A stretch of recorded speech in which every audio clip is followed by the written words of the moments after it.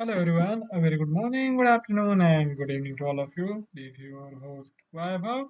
In today's session of Trading with the Visual JForex, we are going to work with a very well known, very popular indicator MACD, which stands for Moving Average, Convergence, and Divergence. This is one of the first indicator which I came to know when I was new to the trading almost a decade back. I started dabbling into the financial markets back in 2014. I started with the stocks and gradually after a couple of years I discovered the world of the forex and Dukascopy with it. And here we are talking about these indicators and the uses of indicators for this session. If you are new to the market or if you have been trading for the many years, you would always be in the need of efficient indicators. It doesn't really matter what kind of trader you are going to need filtering mechanisms, you are going to need the signal generator for your trades to take place. You always want to have something to cling on to which will be a marker for you to rely on and execute the trades. MACD, which is a quite old indicator. It has been in the market for many decades and it has stood the test of time. It is relied by multitude of traders across the world and I feel it is quite efficient. It is quite effective if you simply incorporate some of the shortcomings which it has. You can use this fabulous indicator to devise algorithms which are going to be quite profitable. The odds will be in your favor if you rely on this indicator while having eliminated all to the extent possible minimizing its false signals because not all the trades generated by the signals of the MACD are going to be profitable. So we do need some additional filtering mechanism. So I will explain to you. First, we head to the JForex platform. This is the Euro USD chart where each candle period is defined of hourly. Today is the day of announcement of monetary policy from the FOMC, and that is why we are seeing these sharp moves happening in the Euro USD in the span of little over an hour. Little over an hour, we have seen the Euro USD moving almost 50, not 50, it's moving almost 100 pips back and forth in the initial moments of the announcement, we saw this strong spurt happening in the Euro USD. But after the press conference started and Mr. Powell started speaking, we saw his decline setting in. The Fed has reduced its interest rates by 50 basis points, and it has signaled this change in the monetary policy to be one which is going to be anchored in its green mandate. It will be assessing on the fundamentals of the US economy as well as the inflation. On the inflation front, the FMC feels that it is moving towards its mandated target of 2% and it will converge toward that while the economic activity do need some push because in the recent months the labor market data has not been enthusiastic, so that is also one of the reason for the reduction in the interest rates for the market. Now we turn our head back to the technical side. We are not really going to go into the details of what happened in the FMC. That is for another session hosted by another host. For this session, we are purely concerned with these trading opportunities which might be generated if we design and develop a simple algorithm which is also effective. So for the MACD, all you need to do is a quick search. If you do a quick search, you will see this indicator amongst the moving averages, and that is because this is one of the derivative indicator on the moving averages, and that is why it is also named as such, the moving average convergence and divergence. If you run a quick search MACD, you will come across it. I have plotted the MACD on the chart where we have the big moves happening in the underlying instrument. Over the last couple of sessions, there has been renewed momentum, increased volatility in the Euro-USD, and that is what is reflected in the charting of the underlying instrument and MACD in this bottom of the chart. For MACD to work wonders for you, you do need to be aware of its pros and cons, its advantages and its disadvantages. The advantage of this indicator is that it is quite stable. You will see that it's not going to go into substantial changes in any knee-jerk move, only if it sees that the price action is sustained in a one direction, any direction for that matter, if it is increasing or decreasing, it doesn't matter. But for the MACD to generate signals, it takes into consideration longer period of data and the price action in comparison to the moving averages. So we have a lot of stability coming into its trading signals. If you use the combination of 12, 26, and 9 of the SMA for defining the MACD, you will see these crossovers, that is the crossing of the MACD signal above or below MACD, to be not that frequent.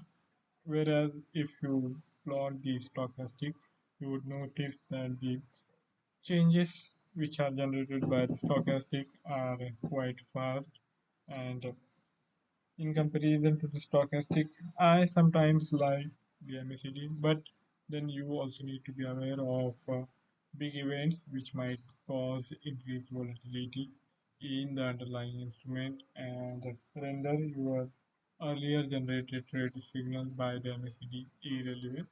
So that is one of the risks of working with these indicators. For the MACD, the classical interpretation is that you can simply rely on these crossovers between MACD signal. If you take into account the output value for the indicator on the 6th of September 14 GMT, you will notice that MACD stood at 0.00057, whereas the MACD signal was on the higher side. What this gives you the interpretation is that MACD is generating signals of possible changes in the momentum. If you take this signal, you would see that after the crossover happened, there was increased volatility, but it did signal the change in the momentum of the underlying instrument successfully. And we had this sharp move from 1.115 to almost 1.10 in the span of one day. So if you had relied on this sales signal generated by the MACD, you would have ended the day with a significant amount of profit. But then, if you go back in time when the momentum was strong, then if you had gone for the classical interpretation of initiating the trade when the crossover happens between MACD and MACD signal, you would have ended up in loss because the momentum was quite strong, and even after this crossover, after a while, after some time, a new crossover happened of buying. So the interpretation is simple: when the momentum is strong, it is not going to be reliable for the traders to execute the sell side trades. If you see that the momentum is strong, the price action is strong, and it is continually making higher highs and higher lows.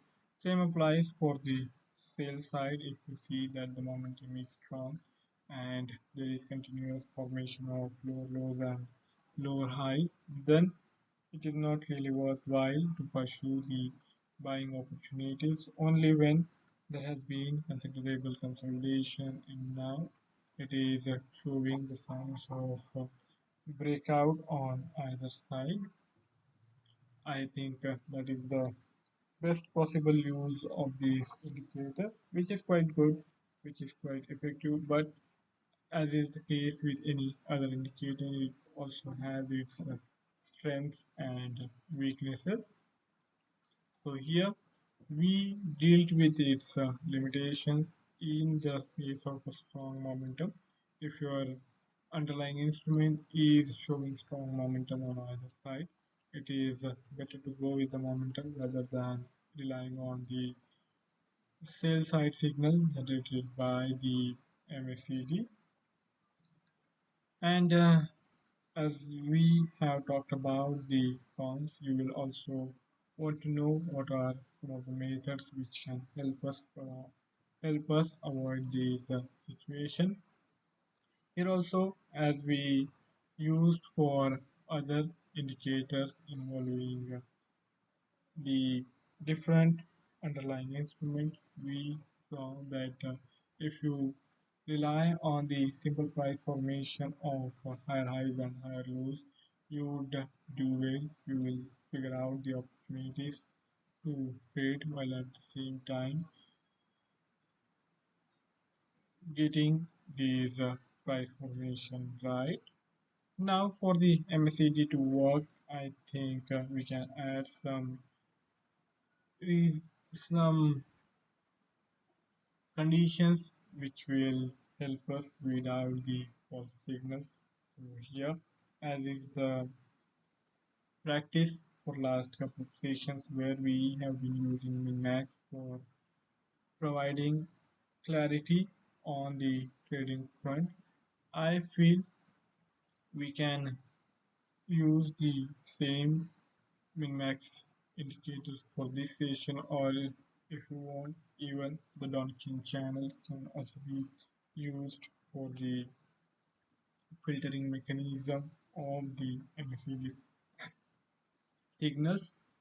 And what we can do is we go for the trade as per the crossover only when it is with the trend or if it is in a sideways price formation. But if the momentum is strong, we won't be acting on the signal generated by the MACD, so that simple addition, simple filtering mechanism can help us avoid many false signals. So that's how this system is going to go. Here the momentum remained strong for a while. After that, the turnaround happened, and here also we saw the MACD signal being generated for the buy trade. But if you had relied on that, then the momentum remained bearish for the next couple of days, and you would have seen your losses increase.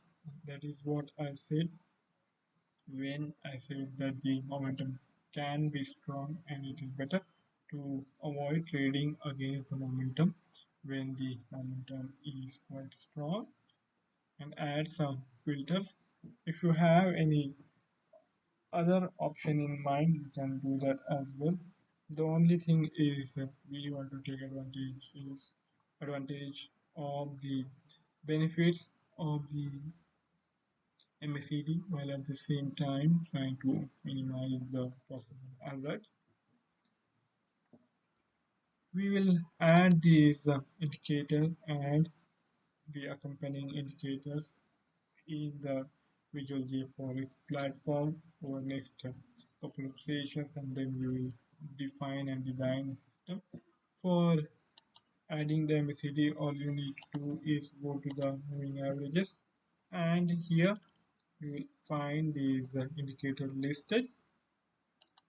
That is quite easy to add, and once you have it in place, you can arrange your various blocks and